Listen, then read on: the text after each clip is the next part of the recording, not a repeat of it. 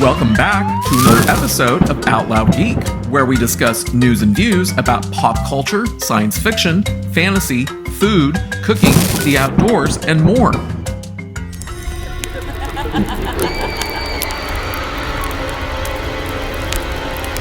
After I managed to slog through watching the first episode of Ahsoka last week, I finally found the courage to watch episodes 2 and 3.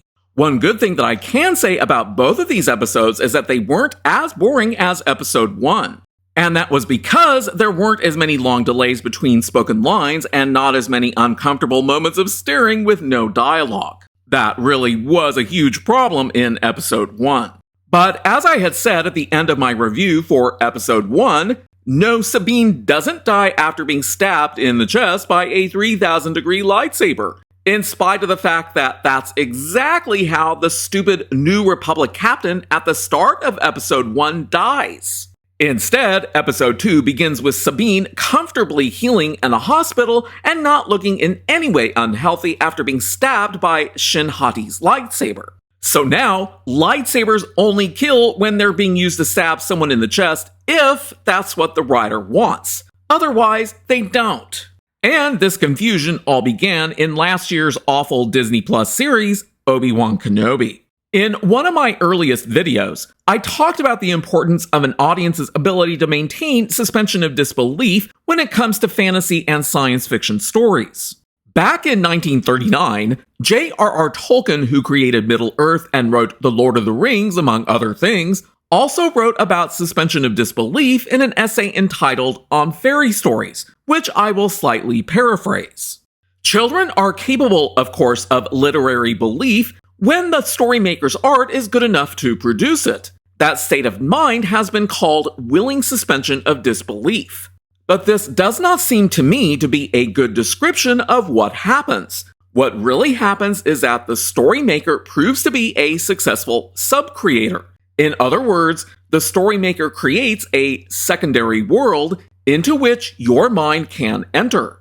And inside that secondary world, what the storymaker relates is true, provided that it's in accord with the laws of that world. You therefore believe it while you are, as it were, inside that secondary world. But the moment disbelief arises due to the storymaker doing something that's inconsistent with the laws of that world, the spell is broken. The magic, or rather art, has failed.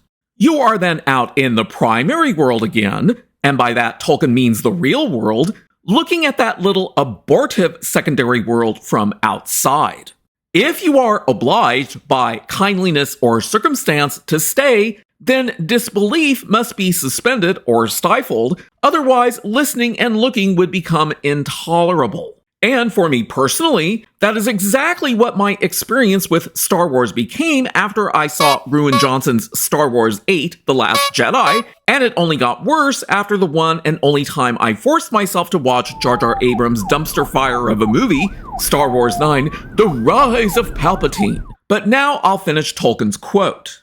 But this suspension of disbelief is a substitute for the genuine thing. A subterfuge we use when condescending to games or make-believe, or when trying to find what virtue we can in the work of art that for us has failed. That is the key, ladies and gentlemen out there in the audience watching this video. This is why Kathleen Kennedy's Star Wars sequel trilogy is a failure, and why an increasing number of people aren't bothering to watch new Star Wars shows on Disney+. George Lucas created the lightsaber. And when he managed Lucasfilm and Star Wars, if a lightsaber was used to stab someone in the chest, they died. That was a foregone conclusion because all you have to do is go back to Star Wars 1, The Phantom Menace, when Qui-Gon Jinn shoves his lightsaber into the closed metal doors on board the Trade Federation starship, with the surrounding metal then turning white hot as it begins to melt away. And if that's what a lightsaber can do to metal that it's been stabbed into, what do you think will happen to organic matter? It's going to be destroyed. And that's how Qui-Gon ultimately dies at the end of that movie after being stabbed by Darth Maul's lightsaber. But not so under Kathleen Kennedy's very poor management of the Star Wars franchise and Lucasfilm as a whole. Now, when someone gets stabbed in the chest by a lightsaber, there's no guarantee that it's going to do much of anything beyond causing some immediate pain and a temporary wound. The lightsaber is now just an inconsistent plot device whose use has lost its meaning and value to the narrative, and probably only causes an audience to critically question the narrative and thus prohibit them from having any ability to suspend their disbelief or enter a secondary world as Tolkien described. Perhaps a lightsaber now only kills unimportant minor characters and not more important major characters. Maybe that's the distinction.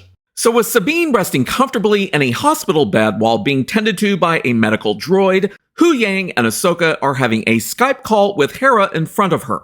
Yes, Sabine is going to make a full recovery, but after the Skype call, Ahsoka goes over to Sabine's rarely cleaned communications tower apartment. Then we also get to see a dark, cloudy, and gloomy-looking planet where Baylan Skoll deposits the baseball-shaped MacGuffin into a black pillar, surrounded by a bunch of leaning stones in a circle, which are nowhere near as impressive as Stonehenge. Then they fetch their big baddie boss, Morgan Elsbeth, who activates the MacGuffin and turns the stone circle into a planetarium so that she can show them where Grand Admiral Thrawn is located via its hidden map in a distant galaxy. So Dave Filoni simply repurposed the plot of Jar Jar Abrams' movie Star Wars 7: The Force Awakens, which was everyone trying to find a missing piece to a map for finding Luke Skywalker so that they could bring him back. Right. In the Ahsoka series, it's about finding and using a map showing where Grand Admiral Thrawn is so that the bad guys can bring him back. And that's exactly where the plot of Episode 2 goes next. Morgan Elsbeth needs to build a gateway to the distant galaxy so that Thrawn can return. In the meantime, Ahsoka gets attacked by an assassin droid in Sabine's very messy apartment because it had apparently not departed. Unsurprisingly, Ahsoka easily defeats the droid and returns to Sabine's hospital room with the droid's severed head so that Sabine can figure out where it came from. Gosh, does that mean that the attacking assassin droid was just another plot device to move the plot forward? Yes, that's really all it was. And guess what? Sabine knows exactly how to figure out where the droid was manufactured, just like it was only Sabine who could figure out how to open the baseball MacGuffin and its map during Episode 1. Does this sound like a recurring plot trend? Of course, Sabine raises her shirt slightly so that everyone can see that where she was stabbed in the chest with a 3,000-degree lightsaber is now just a nicely healing red circle. No other flesh is in any way damaged. You gotta hand it to Dave Filoni. Lightsabers only kill or burn when he wants them to. Then, naturally, Sabine just so happens to have all of the parts that she needs in her hospital room, no less, to hook up the droid's severed head to a power source so that she can find its manufacturing information. But there's a danger. No, not really. This is just a bit of unnecessary melodramatic fluff that Dave Filoni added to create a sense of foreboding into the scene because the severed droid head could explode if it overheats by being powered up, while several major series characters are present within the hospital room.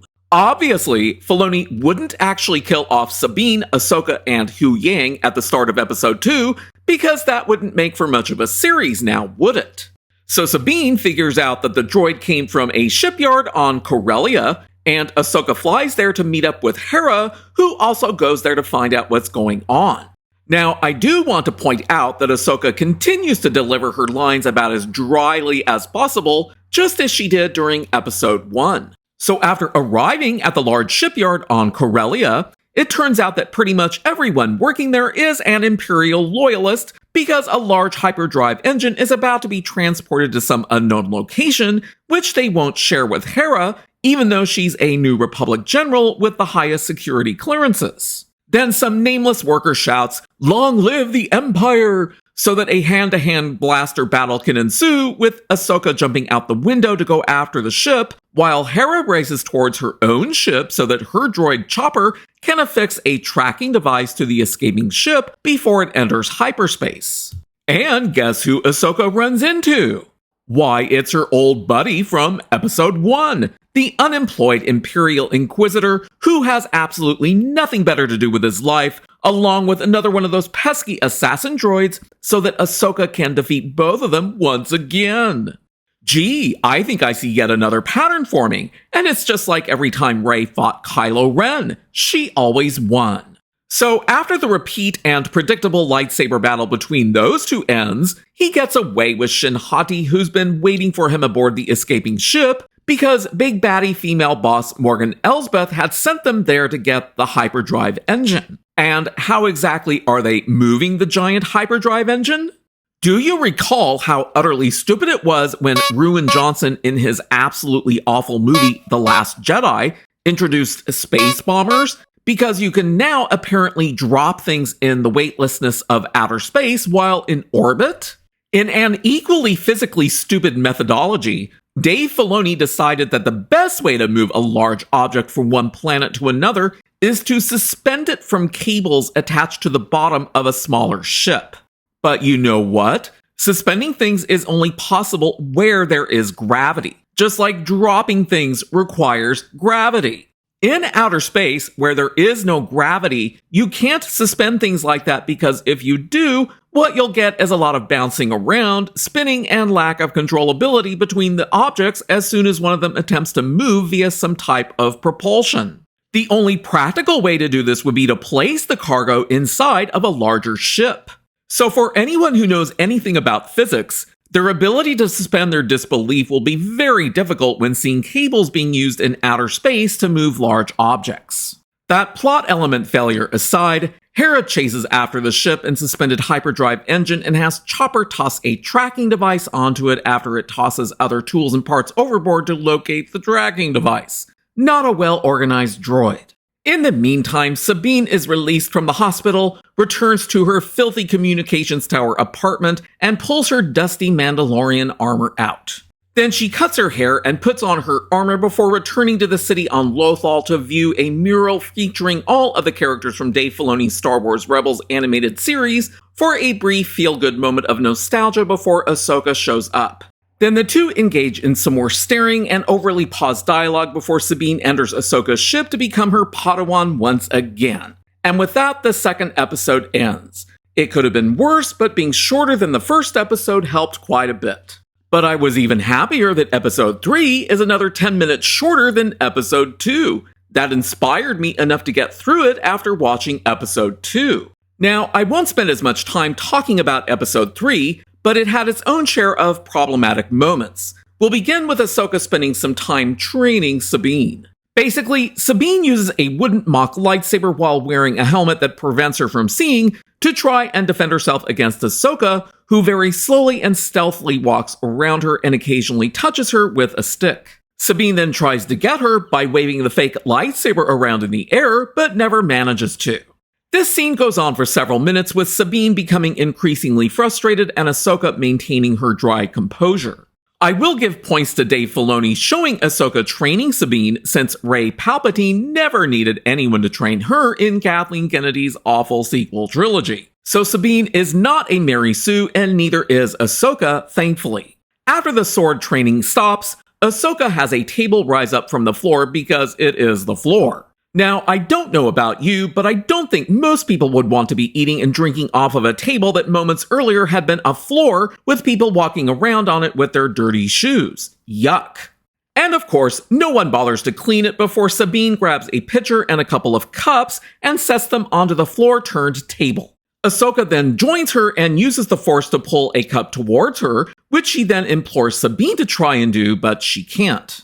Now, there's a controversial line from Ahsoka during this scene because she essentially says that the Force is in everyone, which in the Star Wars universe is true, but she also implies that anyone could potentially learn how to use it. So the fact of the matter is that George Lucas himself had essentially said this back in 1981 during a meeting between himself, Lawrence Kasdan, Richard Marquand, and Howard Kazanjian while discussing the script for Star Wars VI: Return of the Jedi. In the transcripts from the meeting, Kasdan begins by asking, "The Force was available to anyone who could hook into it?"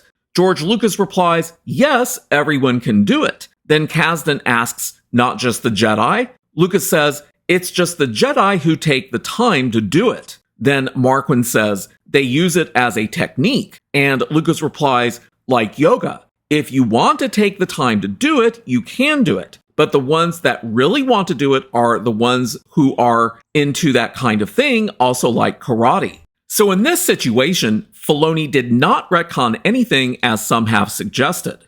I think what separates the Jedi and the Dark Force users from others is that they are more sensitive to the Force, and it may be that the midichlorians that Lucas introduced in the prequels may be what helps make someone more sensitive to the Force as opposed to giving them the Force. After the training is over, Ahsoka gets a message from Hera, who didn't hit it off too well with the New Republic Senate and its Chancellor, Mon Mothma, who decide to not provide an armed fleet to Ahsoka and Sabine as they go after Morgan Elsbeth because they don't believe that Thrawn is still alive. The New Republic senators are also dismissive about people working for the New Republic who may still be Imperial loyalists. Suffice it to say that Ahsoka and Sabine continue on their own to take on Morgan Elsbeth and her Dark Force followers who, after Ahsoka and Sabine arrive, attack them in their fighters. Now, this battle wouldn't be awful aside from something that occurs after Ahsoka's ship loses power. She dons a spacesuit and goes outside to stand on the ship's hull, presumably with some type of magnetic gravity boots, and takes on the remaining fighters with her lightsabers. Now, while there were some scenes similar to this in Filoni's animated series, The Clone Wars, it doesn't completely translate as well to live action and looks a bit clumsy. But Sabine manages to restore power, and she and Ahsoka then land on the planet below the large circular gateway device that Morgan Elsbeth has had built, and how she managed to have it built so quickly is not explained. And the episode ends with Morgan sending her Dark Force minions to the planet's surface to locate Ahsoka. Personally, I think Filoni shouldn't make episodes of Ahsoka longer than Episode 3's 35 minutes. That's an appropriate length of time for the show's individual episodes. As for the story in Episode 3, aside from the overly long training session with Sabine at the beginning of the episode, it was better than the first two episodes overall in spite of its own deficiencies. But even if the individual episodes continue to improve, I find it unlikely that it will make an appreciative improvement in how many viewers it gets, and it won't fix the other numerous problems within the Star Wars franchise to revive it. Thanks for watching today, and a huge thanks to everyone who has subscribed to our channel. We appreciate your support. If you enjoyed this video, please press the like button, and please feel free to share a comment. If you'd like to help support this channel, please press the red subscribe button, and please press the bell to receive notifications for new content. You can also find us on Facebook, Instagram, Threads, and Twitter by clicking on the links in the description. Until next time, this is Out Loud Geek.